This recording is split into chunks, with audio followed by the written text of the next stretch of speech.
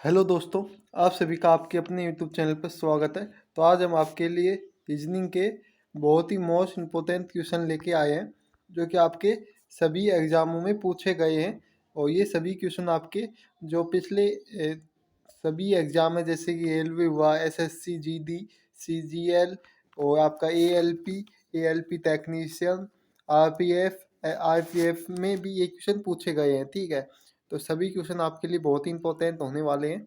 तो आज का आपका जो मोटिवेशन थॉट है उससे हम स्टार्ट करते हैं। अच्छा ही काफ़ी नहीं है, आपको बेहतर बनना है। यानी आपको अच्छा तो बनना ही है, लेकिन उसके साथ आपको अपने जो स्किल है उसकी मदद से आपको बहुत ही बेहतरीन आदमी या बेहतरीन बिजनेसमैन जो भी आप बनना चाहते हो अपनी लाइफ में, वो बनना है। ठीक है, तो आज का आपका पहला क्वेश्चन है, नीचे दी गई श्रेणी में प्रश्नवाचक के स्थान पर कौन सी संख्या आएगी? तो 20, 22, 22, 20, 20, 22, 18, 25, 15 और प्रश्नवाचक बताओ क्या होगा आंसर। तो इसके लिए हम आपको देते हैं 30 सेकंड। 30 सेकंड में जल्दी इसका आंसर बताओ क्या होगा।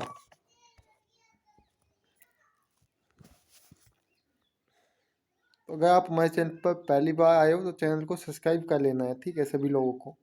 तो देखो, इसको हम ज्ञात करने के लिए बहुत ही सिंपल क्वेश्चन है। इसमें देखो, अगर आप जोड़ के देखोगे तो 20 20 कैसे आएगा नहीं। तो हम इसमें देखो, ये संख्या में अगर 2 जोड़े तो 22, 22 में 3 जोड़े तो 25, अगर 25 में हम 4 जोड़ देते हैं तो आपका आंसर आ जाना चाहिए, तो 29। ठीक है, इसी प्रकार से आपको 20 में 2 घटाने -2 और 18 में 3 घटाएंगे। ठीक है, तो अगर मान लो यहाँ पे 29, तो 29 के बाद 25 आएगा। ठीक है, 25 में से 4 जोड़ देंगे तो आपका आंसर क्या आएगा? 29 आएगा। ठीक है, इस प्रकार से आप इसको हल कर सकते हो।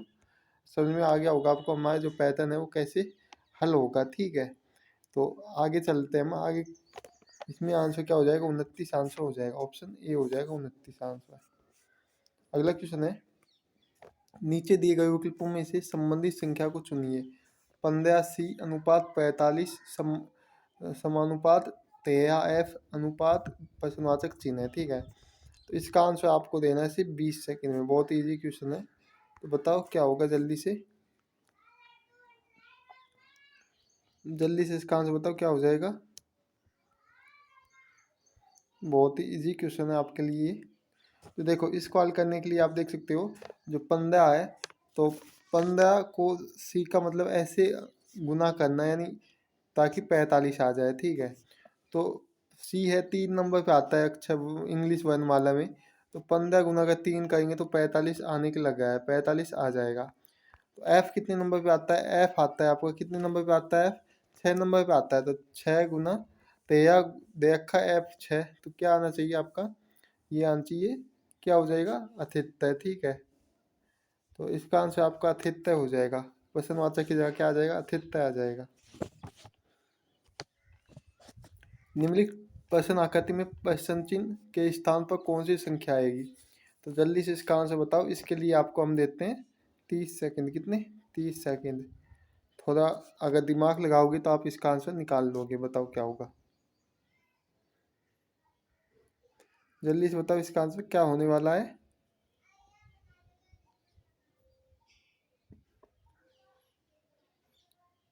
तो देखो, इसमें आपको एक पैटर्न बनता दिख रहा होगा।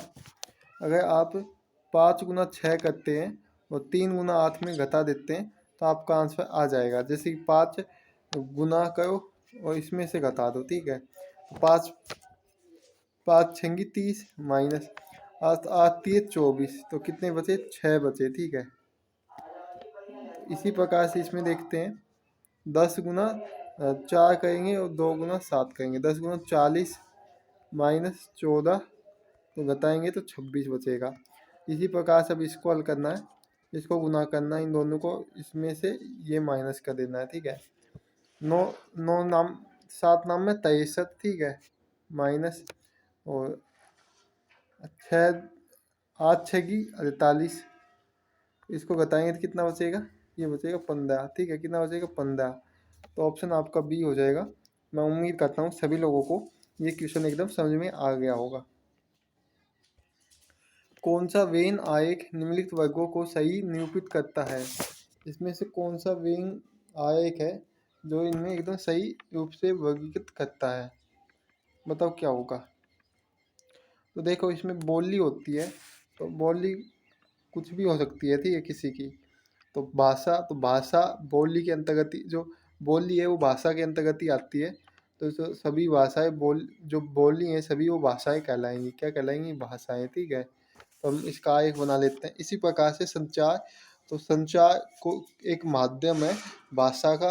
अपन कुछ भी बात को दूसरे के साथ एक्सप्रेस करते हैं तो एक संचार माध्यम होता है, ठीक है। तो भाषा बोली संचार के अंतर्गत ही आएगी। तो ऐसा कुछ आयक बनेगा इसका। तो ऑप्शन आपका बी हो जाएगा। क्या हो जाएगा? ऑप्शन बी एकदम सही आंसर हो जाएगा। यदि किसी निश्चित भाषा में UTENCIL को 10 लिखा जाता है, लव को 6 लिखा जाता है, तो सांकेतिक भाषा में कंति को कैसे लिखा जाएगा? बताओ। तो इसका आंसर आपको जल्दी से जल्दी बताना है। 30 सेकंड मैं इसके लिए टाइम देता हूँ आपको। बताओ जल्दी से क्या होगा। सिर्फ और सिर्फ 30 सेकंड है आपके लिए। जल्दी बताओ आंसर क्या होने वाला है। ये क्वेश्चन मैंने अपने जो RPF की क्लास हमने चलाई थी उसमें भी हमने आपको हल करवाए थे। तो ये वैसे ही क्वेश्चन है सभी। देखो इसमें अगर आपको, इसमें कितने अक्षर हैं? इसमें 7 अक्षर हैं। 1 2 3 4 5 6 दे 10 अक्षर है, ठीक है। 7 अक्षर हो गए, ठीक है। इसी प्रकार से इसमें आपको भवल्स निकालने। भवल्स कितने हैं इसमें? तो एक तो भवल्स आपका कौन सा हो जाएगा? तो एक भवल हो जाएगा यू हो जाएगा, ठीक है। एक उसके बाद आपका कौन सा भवल्स हो जाएगा? उसके बाद आपका हो जाएगा ई, एक भवल्स है। ई के बाद आपका कौन सा भवल्स हो जाएगा? आई भवल्स है। तो इसमें 3 भवल्स हैं और 7 अक्षर हैं। तो टोटल मिला के 10 इस प्रकार से ये हुए हैं। इसी प्रकार लव में देखते हैं। तो लव में एक तो आपका ओ है भवल्स, कौन सा ओ है? और एक आपका ई भवल्स है। तो इसमें 2 है, तो 4 तो अक्षर हैं प्लस 2 6। तो ये आपके क्या हो जाएंगे? 6 आ जाएगा इस प्रकार। इसी प्रकार से अब कंति में ढूंढना है आपको। तो देखो कंति में कितने अक्षर हैं? 1 2 3 4 5 6 7 अक्षर हैं, ठीक है। कितने? 7 अक्षर हैं। और इसमें भवल्स ढूंढे तो एक तो ओ है आपका भवल्स, ठीक है। ओ के बाद आपका एक यू भवल्स है, तो 2 भवल्स है। तो मतलब आपका जो क्या हो जाएगा? 7 प्लस 2 करेंगे तो 9 आंसर निकल के आ जाएगा। क्या निकल के आएगा? 9 एकदम सही आंसर निकल के आ जाएगा, ठीक है। तो यहाँ तक सभी लोगों को समझ में आ गया होगा। नेक्स्ट क्वेश्चन की तरफ चलते हैं। निम्नलिखित पक्ष में दिए गए विकल्पों में से अलग शब्द का चयन करें। तो इसमें से अलग शब्द कौन सा है? खट्टा, कड़वा और स्वाद। ये एक हमारी भावनाएं होती हैं कि हम कुछ भी खाते हैं तो हमें खट्टा लग सकता है, कड़वा लग सकता है या स्वाद उसमें आ सकता है। लेकिन जो मिठाई है इसका संबंध हमारे जो भावनाएं हैं उससे नहीं है। तो मिठाई अलग ही इसमें दे रखा है। तो इसका आंसर मिठाई हो जाएगा, ठीक है। ऑप्शन ए हो जाएगा। निम्नलिखित संख्या और अक्षर श्रृंखला श्रेणी में किस स्थान को ज्ञात कीजिए। तो मैं इसको आपको हल करने के लिए सिर्फ 30 सेकंड का समय देता हूँ। तो जल्दी से इसका आंसर बताओ क्या होगा। बताओ इसका आंसर क्या होगा जल्दी से।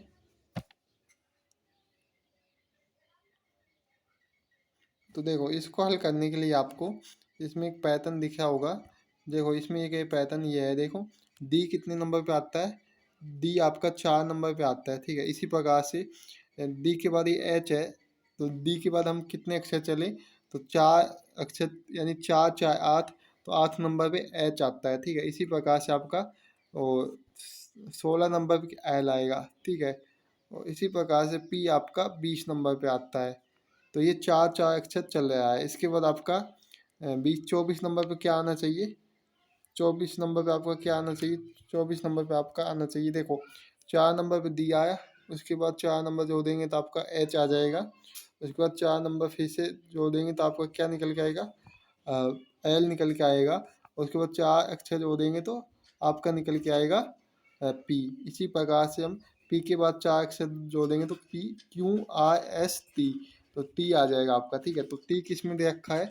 तो ऑप्शन डी में एन 9 दे रखा है, टी दे रखा है वो 11 दे रखा है, ठीक है। तो ऑप्शन आपका डी एकदम सही आंसर हो जाएगा। आगे चलते हैं हम लोग। मैं उम्मीद करता हूँ कि क्वेश्चन आपको अच्छी तरह से समझ में आ गया होगा, ठीक है। तो ये आपका एक मोटिवेशन थॉट है। सफलता की शुरुआत हमेशा असफलता से होती है। मतलब आप कभी भी फेल हो जाओ तो आपको एकदम दोबारा से प्रैक्टिस जरूर करनी है, क्योंकि आपको एक्सपीरियंस आ जाता है। यानी एक बार आप जिसकी तैयारी कर लेते हो उसमें दोबारा आपको तैयारी करोगे तो आपके इतने ज़्यादा एफर्ट नहीं लगेंगे और आपको सफलता मिलने के बहुत ज़्यादा चांस होते हैं। तो हमेशा आपको, अगर आपको असफलता या फेल फेल से गुजरना पड़ता है तो आपको हमेशा उसके लिए दोबारा से प्रैक्टिस करनी चाहिए और पिछली बार से एकदम अच्छी तरह से प्रैक्टिस करनी चाहिए, ठीक है, ताकि आपको सफलता मिल सके। तो हम अपने अगले क्वेश्चन पे चलते हैं।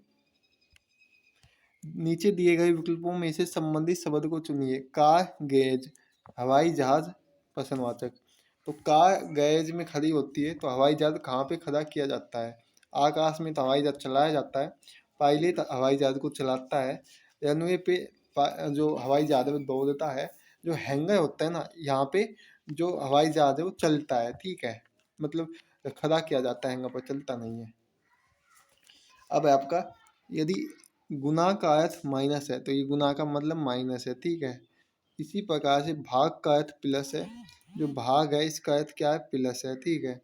और माइनस का अर्थ आपका गुना है, माइनस का अर्थ गुना है, प्लस का अर्थ भाग है, तो प्लस का अर्थ भाग है। अब इसको आपको हल करना है।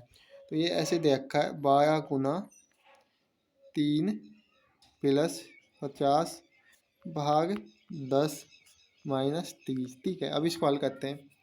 12×3 = 36 प्लस इसमें कितने बार भाग जाएगा इसका, तो सभी को पता होगा, ये भाग जाएगा आपका 5 बार, ठीक है, -30।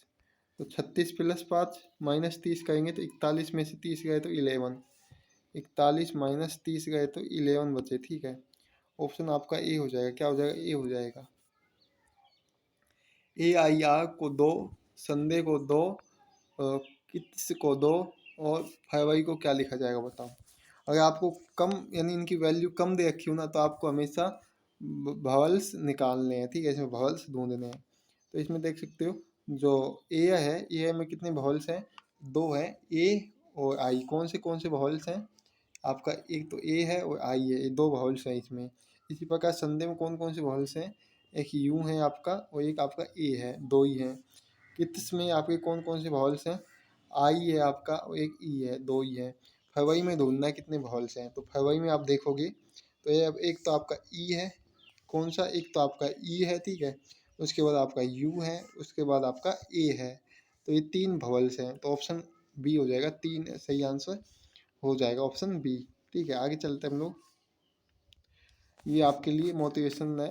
सफलता यह नहीं है कि आप कितने ऊंचे चढ़े हैं, यह वह है जो आपको खुशी अनुभव कराता है। यानी आप, सफलता का मतलब ये नहीं है कि आप कितने भी ऊंचे हैं। तो सफलता का मतलब ये होता है कि आप, जो काम आपको मिला है या जो आप काम कर रहे हैं उससे आप कितने खुश हैं, ठीक है।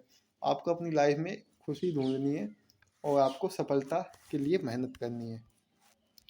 अगला क्वेश्चन है, कितने कागज बोतल नहीं है? तो ये क्वेश्चन मैंने बहुत बार करवाया आपको, आज फिर से बता देता हूँ।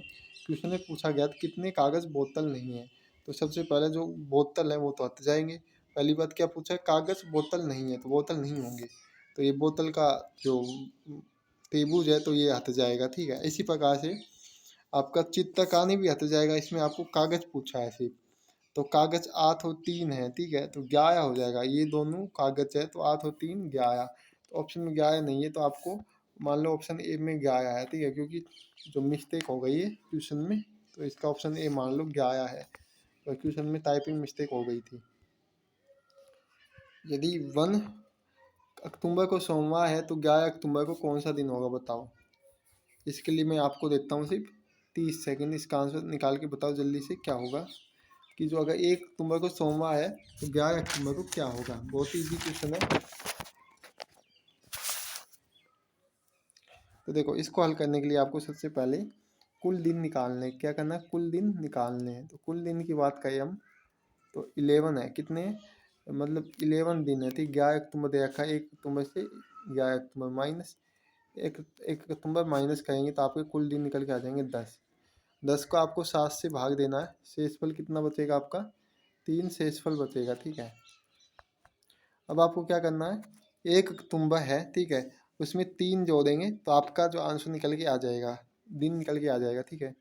तो 1 अक्टूबर में हम +3 करते हैं तो आपके 4 निकल के आएगा। तो मान लो 1 अक्टूबर को क्या था, सोमवार था, तो 4 यानी 1 अक्टूबर से 4 दिन लगा दें, सोमवार, मंगलवार, बुधवार, गुरुवार। तो आपका गुरुवार का दिन निकल के आ जाएगा। क्या आ जाएगा, गुरुवार का दिन 11 अक्टूबर को होगा, 11 अक्टूबर को गुरुवार का दिन होगा। ऑप्शन आपका ए हो जाएगा, ठीक है। आगे चलते हैं। अंग्रेजी शब्दकोश के क्रमानुसार निम्नलिखित शब्दों को व्यवस्थित करें। तो देखो इसमें जो बी है सभी में कॉमन है। क्या है, बी सभी में कॉमन है तो बी हट जाएगा, ठीक है, बी हट गया सभी में। उसके बाद ए बी सभी में कॉमन है तो ए बी हट गया। उसके बाद आपका क्या कॉमन है, तो उसके बाद कॉमन कुछ नहीं है। अब देखते हैं हम बी, तो बी आता है आपका सबसे पहले, तो ए का आ जाएगा 5 सबसे पहले नंबर में, ठीक है। उसके बाद आपका बी हट गया सब में, ठीक है, डी बी बी हट गया और आपका डी हट गया। जो 3 नंबर पे हैं वो सभी अक्षर हट चुके हैं। 4 नंबर पे आपका क्या आएगा, 4 नंबर पे आपका है बी, तो इसमें लिख देते हैं हम, 3 आ जाएगा, ठीक है। उसके बाद आपका जो एम है, आई है, ये आता है 3 नंबर पे, ठीक है, तो आई हो जाएगा 1 नंबर पे, यानी आपको जो अक्षर दे रखे हैं उनके अनुसार लिखना है। 4 नंबर पे आपका 4 हो जाएगा और 5 नंबर पे 2 हो जाएगा, ठीक है, अक्षय के अनुसार। तो ऑप्शन सी निकल के आ जाएगा। दिए गए कथनों को सत्य मानिए और बताइए कौन सा निष्कर्ष कथनों के तार्किक के अनुसार है। तो इसका आंसर सभी को कमेंट बॉक्स में कमेंट करना है। बहुत ईजी क्वेश्चन है और ये हमने जो क्वेश्चन है बहुत ईजी है। इसका आंसर कमेंट बॉक्स में कमेंट करना है। दी गई आकृति में कितने वर्ग की संख्या है, तो हम वर्ग गिनते हैं 1 2 3 4 5 6 7 8 9 10 11 12 13 14 15 16 17 18 19 20 21। तो 21 वर्ग हैं, तो ऑप्शन सी हो जाएगा। दिए गए विकल्पों में से सही जल दर्पण प्रतिबिंब का चयन कीजिए।